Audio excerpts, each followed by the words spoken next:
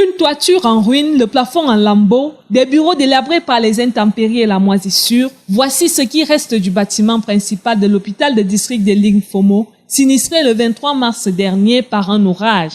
Depuis 9 mois, bon nombre des services de cet hôpital sont paralysés. D'abord, les locaux du service de santé du district, une partie de la pharmacie, le laboratoire, la consultation, la salle d'ISC. C'est dans cette salle qui ne répond à aucune norme que le laboratoire a été transféré, le local approprié étant à la merci de la moisissure. La pharmacie, quant à elle, se réduit à une étagère qui a du mal à faire son plein. La maternité fonctionne en mode débrouillardise. Le bloc opératoire n'existe que de nom et le plateau technique est presque nul. Une situation alarmante qui fait fuir les patients.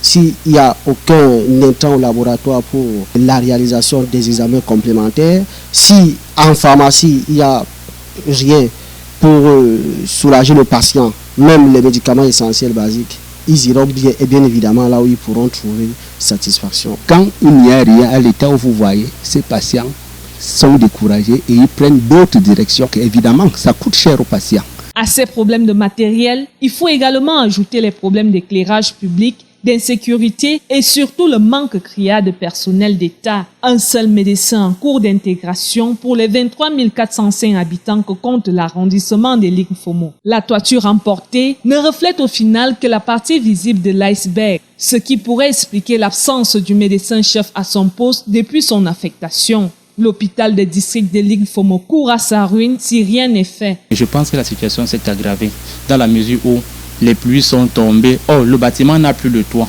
Ce qui veut dire que tous les eaux qui tombent s'infiltrent dans le sol. Donc tout le bâtiment est à refaire. Parce que si on fait l'erreur seulement de remettre la toiture, on n'aura pas résolu le problème. Nous avons bien la volonté de relever cet hôpital, mais notre volonté à elle seule ne nous suffit pas. Nous avons besoin du soutien. Un soutien d'abord, que ce bâtiment soit réfectionné. Nous avons besoin d'un plateau technique. On manque pratiquement de tout. Notre laboratoire est presque non fonctionnel. On a l'une des pharmacies les plus pauvres.